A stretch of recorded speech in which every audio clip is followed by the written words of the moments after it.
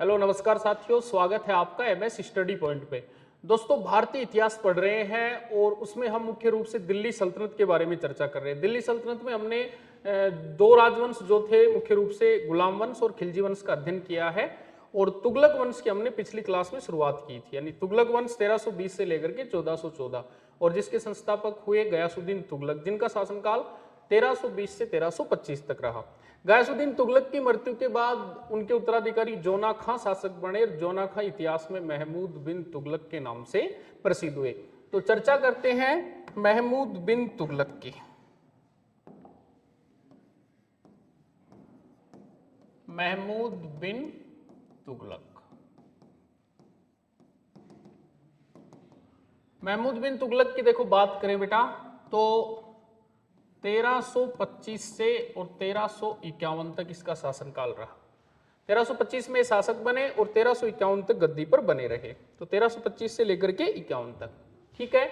ध्यान रखना है जोना खां इनका मूल नाम था और ये जोना खां ही फिर महमूद बिन तुगलक के नाम से प्रसिद्ध हुआ। जोना खां किस नाम से प्रसिद्ध हुआ? महमूद बिन तुगलक के नाम से। अब देखो क्या होता है, ये जो महमूद बिन तुगलक थे ये जनता के प्रति उपेक्षित भाव रखते थे। इसी कारण इतिहास में इन्हें पागल, रक्त पिपासु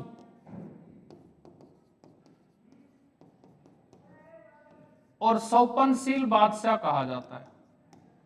समझ रहे हो?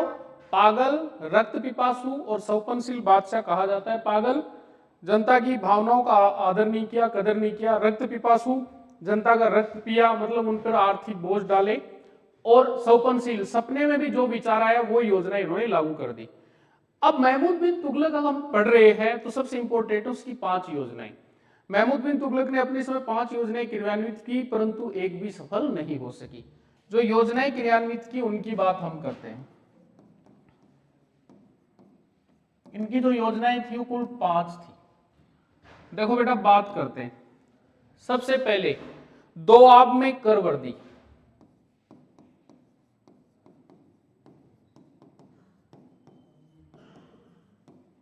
नंबर 2 राजधानी परिवर्तन। ये सारी चीजें एक बार लिख लेते हैं, फिर मैं समझाऊंगा आपको एक एक। नंबर 3 सांकेतिक मुद्रा का प्रचलन। नंबर 4 कराचिल अभियान। नंबर 4 कराचिल अभियान। नंबर 5 खुरासान अभियान।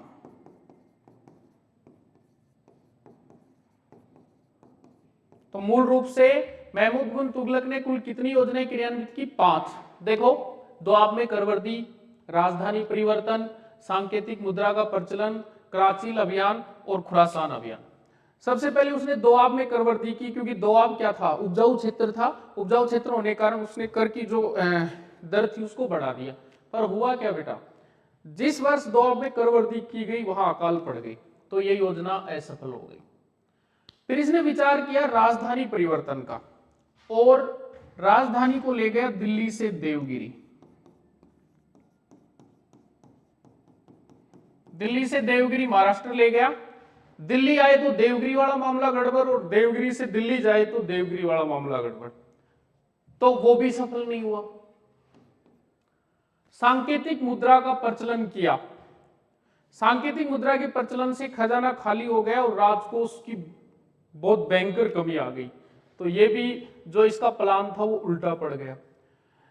सबसे पहले खुरासान अभियान की बात करें, ऐसा अभियान जिसके लिए पानी की तरह पैसा बहाया गया, सैनिकों को अग्रिम वेतन दिया गया युद्ध लड़ने के लिए, परंतु ऐसा अभियान जो कभी शुरू ही नहीं हुआ। कराचिल अभियान। कराचिल अभियान की तुलना हिमाचल प्रदेश के ठंडे और बर्फीले इलाकों से की जा सकती है, कांगड़ा वाले से। ऐसा बताते हैं वहां जब सेना गई तो इसके आधे से ज्यादा सैनिक तो वैसे ही मर गए, मतलब आधी से ज्यादा सेना वापस नहीं लौट सकी।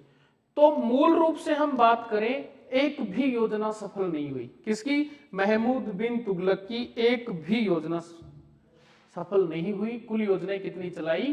5। इसी कारण इसे पागल, शोपनशील और रक्त पिपासु बादशाह के नाम से जाना जाता है। अब देखो आगे क्या होता है। इसने कृषकों या किसानों की सहायता के लिए अग्रिम कृषि ऋण की व्यवस्था की, जिसका नाम रखा तकावी। यह प्रश्न बार बार आता है। तकावी क्या था? महमूद बिन तुगलक के समय शुरू किया गया अग्रिम कृषि ऋण तकावी था। ठीक है बेटा, यह ध्यान रखना। और एक नया कृषि विभाग बनाया गया, नया कृषि विभाग बना, जिसका नाम था अमीर ए कोही। यह भी याद रखना है। अमीर ए कोही क्या था? कृषि विभाग था, जिसकी स्थापना महमूद बिन तुगलक के समय हुई थी। महमूद बिन तुगलक के समय ही प्रसिद्ध अफ्रीकी यात्री इब्न बतूता भारत आया। ये कहां से आया था? अफ्रीका। अफ्रीका यात्री था इब्न बतूता भारत आया था। और इब्न बतूता को उसने दिल्ली का काजी नियुक्त किया। महमूद बिन तुगलक ने अफ्रीकी यात्री इब्न बतूता को दिल्ली का काजी बनाया, दिल्ली का काजी नियुक्त किया और अपना राजदूत बना करके, इसको अपना राजदूत बना करके और चीनी शासक तोगन तिमूर के दरबार में भेजा। चीनी शासक तोगन तिमूर के दरबार में भेजा था, दिल्ली का काजी बनाया था। इब्न बतूता मोरक्को से आया था, अफ्रीकी यात्री था। किसके समय आया था? महमूद बिन तुगलक के समय आया था। ये अपने को ध्यान रखना है। ठीक है बेटा, बात करते हैं महमूद बिन तुगलक की। तो इसके जो सिक्के थे, उन सिक्कों पर एक उपाधि मिलती है, अल सुल्तान जिल्ली अल्लाह है। अल सुल्तान जिल्ली अल्लाह जैसी उपाधि मिलती है, जिसका अर्थ होता है सुल्तान पृथ्वी पर ईश्वर की छाया है। इस प्रकार की उपाधि अंकित करवाने वाले कौन थे? महमूद बिन तुगलक थे। देखो बेटा, राजधानी परिवर्तन होने से इसका जो मैनेजमेंट था, इसका जो प्रशासन था, वो गड़बड़ा गया और इसके समय विद्रोह होने शुरू हो गए। अब विद्रोह की हम बात करें तो महमूद बिन तुगलक के समय सर्वाधिक विद्रोह हुए, सर्वाधिक विद्रोह हुए। अगर हम एक आंकड़े की बात करें कि भाई इसके समय जो विद्रोह हुए तो वो कितने हुए, तो कुल विद्रोह हुए 34 और इनमें से 27 जो विद्रोह हुए वो दक्षिण भारत में हुए। अब जो प्रसिद्ध बात करें, इसी के समय सन 1336 में हरिहर, बहुत इंपॉर्टेंट है बेटा, और बुक्का नामक दो सगे भाइयों ने स्वतंत्र विजयनगर साम्राज्य की स्थापना की। विजयनगर साम्राज्य की स्थापना कब हुई? 1336 में, महमूद बिन तुगलक के समय, हरिहर और बुक्का नामक दो सगे भाइयों ने। ठीक है, इतना ही नहीं, सन 1347 में, 47 में अलाउद्दीन बहमन शाह ने, बहमन शाह ने स्वतंत्र बहमनी साम्राज्य की स्थापना की।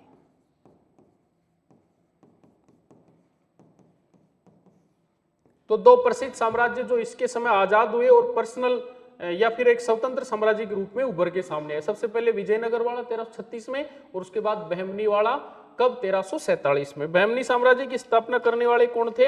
अलाउद्दीन बहमद शाह से। ठीक है बेटा, अब देखो आगे। महमूद बिन तुगलक ने अजमेर में आकर के, राजस्थान के अजमेर शहर में आकर के और ख्वाजा मोइनुद्दीन चिश्ती की जो दरगाह है उस पर शीश नवाया था। दिल्ली सल्तनत का एकमात्र शासक जो दिल्ली से चल करके और अजमेर आए और ख्वाजा मोइनुद्दीन चिश्ती की दरगाह में उन्होंने शीश नवाया। ठीक है, अब बात करें, उन्होंने दिल्ली में, महमूद बिन तुगलक ने दिल्ली में प्रसिद्ध सूफी संत निजामुद्दीन औलिया की कब्र पर मकबरा बनवाया था या मस्जिद बनवाई थी। बल्कि औलिया जब मरे थे वो कह के गए थे कि मेरे कब्र पे कोई मस्जिद या मकबरा बनाने की जरूरत नहीं है, परंतु उन्होंने इसके विपरीत मकबरा बनवाया था। किसने? महमूद बिन तुगलक ने। अब देखो क्या हुआ बेटा, 1351 की बात थी। थट्टा सिंध ये प्रांत था या इक्ता था? इस थट्टा सिंध के इक्तेदार जो थे, जिनका नाम था मलिक तंगी, मलिक तंगी ने कर दिया विद्रोह। मलिक तंगी ने क्या कर दिया? विद्रोह कर दिया।